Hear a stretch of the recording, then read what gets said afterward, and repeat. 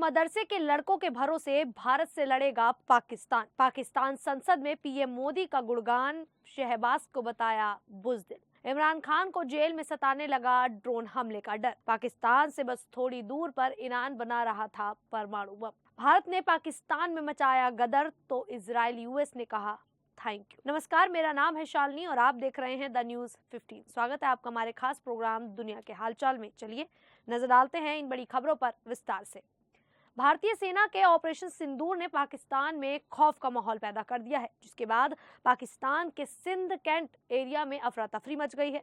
खबरें हैं कि वहां से पाकिस्तानी सैनिक भागने लगे हैं और सेना के ठिकानों में डर का माहौल है। इस पूरे हालात के बीच पाकिस्तान के रक्षा मंत्री ख्वाजा आसिफ की घबराहट साफ नजर आ रही है। उन्होंने एक विवादास्पद बयान में कहा कि अब पाकिस्तान मदरसे में पढ़ने वाले लड़कों को लड़ाई के लिए भेजेगा। उन्होंने इन्हें सेकंड लाइन ऑफ डिफेंस बताया है। ये बयान दिखाता है कि पाकिस्तान की सेना और सरकार कितनी हताश हो चुकी है। ख्वाजा आसिफ ने यह भी कहा कि पाकिस्तान ने भारत के आम नागरिकों को निशाना नहीं बनाया, बल्कि सिर्फ मिलिट्री ठिकानों को टारगेट किया है। लेकिन ये वही आसिफ है जिन्होंने कुछ दिन पहले भारत को परमाणु हमले की धमकी दी थी। उन्होंने कहा था कि अगर भारत ने हमला किया तो पाकिस्तान किसी को नहीं छोड़ेगा। अब वही मंत्री खुद डरे हुए दिख रहे हैं। भारत के ऑपरेशन सिंदूर के बाद पाकिस्तान की हकीकत सबके सामने आ गई है। भारतीय सेना ने आतंकियों के ठिकानों पर सीधा हमला किया और बड़ा नुकसान पहुंचाया। पाकिस्तान की सरकार अब केवल बयानबाजी कर रही है, जबकि भारत ने कार्रवाई करके अपना इरादा साफ कर दिया है। ख्वाजा आसिफ जैसे मंत्री अब खुद को असहाय महसूस कर रहे हैं।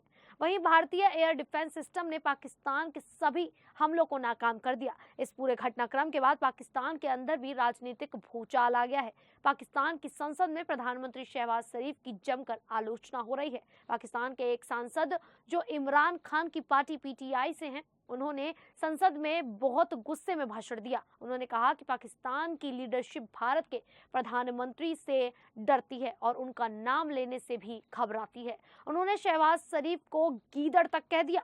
सांसद ने टीपू सुल्तान का उदाहरण देते हुए कहा कि अगर सेना के जवान शेर हों लेकिन उनका लीडर गीदड़ हो तो जंग हारना तय है। उन्होंने कहा कि देश के लोग अपने लीडर से उम्मीद रखते हैं, लेकिन जब लीडर डरपोक हो और पाकिस्तान का नाम भी ना ले सके तो वह अपने देश के जवानों को क्या संदेश देगा। वहीं भारत के प्रधानमंत्री नरेंद्र मोदी ने साफ कहा है कि पहलगाम हमले के दोषियों को ऐसी सजा दी जाएगी जिसकी उन्होंने कल्पना भी नहीं की हो। अंतर्राष्ट्रीय मंचों से भी भारत और पाकिस्तान से संयम बरतने की अपील की जा रही है। वहीं भारत पाकिस्तान के बीच बढ़ते तनाव को लेकर अब पूर्व प्रधानमंत्री इमरान खान, जो इस समय भ्रष्टाचार के आरोपों में रावलपिंडी की अदियाला जेल में बंद हैं, और अब उनकी पार्टी को डर है कि उन पर जेल में ड्रोन हमला हो सकता है। इमरान खान की पार्टी पाकिस्तान तहरीक इंसाफ पीटीआई ने एक व्हाट्सएप संदेश के जरिए ये जानकारी दी है। पार्टी के नेता और खैबर पख्तूनख्वा के मुख्यमंत्री अली अमीन गंदापुर ने अदालत से अपील कर दी है कि मौजूदा हालात को देखते हुए इमरान खान को पैरोल या प्रोबेशन पर रिहा किया जाए। उन्होंने कहा कि भारत और पाकिस्तान के बीच युद्ध जैसे हालात हैं और ऐसे में राष्ट्रीय एकता बनाए रखने के लिए इमरान खान की रिहाई जरूरी है। साथ ही उन्होंने जेल में ड्रोन हमले की आशंका भी जताई। अदालत ने अब तक इस याचिका पर सुनवाई की तारीख तय नहीं की है। इस बीच भारत और पाकिस्तान के बीच तनाव बढ़ रहा है। पहलगाम में हुए आतंकी हमले में 26 लोगों की मौत के बाद भारत ने कड़ा कदम उठाया है। भारतीय सेना ने ऑपरेशन सिंदूर के तहत बुधवार सुबह पाकिस्तान और पाकिस्तान के कब्जे वाले कश्मीर में 9 आतंकी ठिकानों पर सटीक मिसाइल हमले किए। इस ऑपरेशन में बड़ी संख्या में आतंकियों के मारे जाने की खबर है। इस घटना से दोनों देशों के हालात गंभीर होते हुए नजर आ रहे हैं। अंतर्राष्ट्रीय स्तर पर भी चिंता बढ़ गई है। वहीं दूसरी तरफ ईरान में एक गुप्त परमाणु हथियार ठिकाने का बड़ा खुलासा हुआ, जिसने अमेरिका, इजराइल और बाकी दुनिया की सुरक्षा एजेंसियों को अलर्ट कर दिया है। रिपोर्ट्स के अनुसार यह सीक्रेट न्यूक्लियर साइट पाकिस्तान की सीमा से सिर्फ 1300 किलोमीटर दूर है। ये साइट ईरान के इवानाकी क्षेत्र में फैली हुई है और इसका कोड नेम रेनबो साइट बताया जा रहा है। यह ईरान की राजधानी तेहरान से दक्षिण पूर्व दिशा में स्थित है और करीब 2500 एकड़ में फैली हुई है।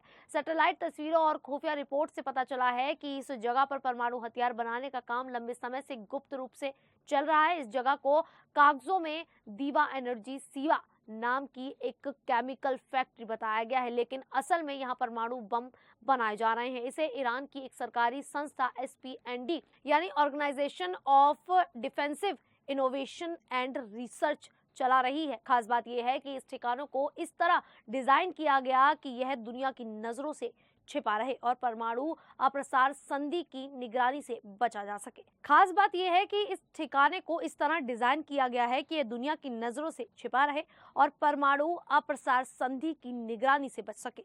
यह ट्रिटियम नाम की एक खतरनाक रेडियो एक्टिव गैस तैयार की जा रही है जो हाइड्रोजन बम और अन्य विध्वंसक हथियारों में इस्तेमाल होती है। ट्रिटियम हथियारों की ताकत को कई गुना बढ़ा देता है। इस साइट में 3 फैक्ट्री यूनिट, एक कमांड हेडक्वार्टर और एक हाई सिक्योरिटी चेक पॉइंट है। पूरे इलाके में भारी सैन्य सुरक्षा है और आम लोगों की एंट्री पर पाबंदी है।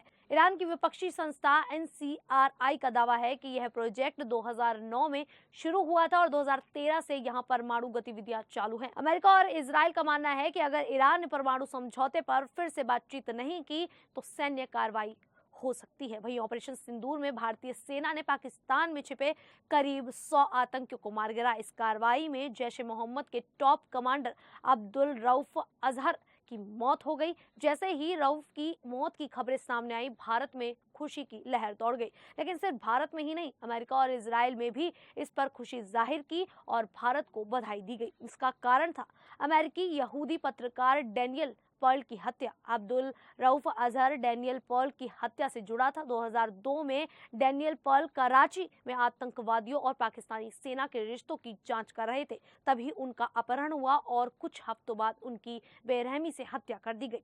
इस हत्या का वीडियो सामने आने के बाद पूरी दुनिया स्तब्ध रह गई थी। इस केस का मुख्य आरोपी उमर सईद शेख था, जिसे 1999 में इंडियन एयरलाइंस की फ्लाइट IC 814 के अपहरण के बाद छोड़ा गया था।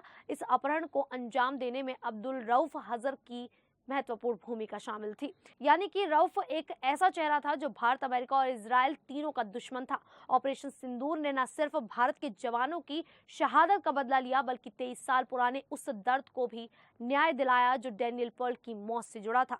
पर्ल की पत्रकार मित्र असरा नुमानी ने सोशल मीडिया पर लिखा, आज डैनी के लिए इंसाफ हुआ। अमेरिकी कार्यकर्ता एमी मेक ने भी भारत की तारीफ की और लिखा, दुनिया को भारत से सीखना चाहिए कि आतंकवाद से कैसे निपटा जाए।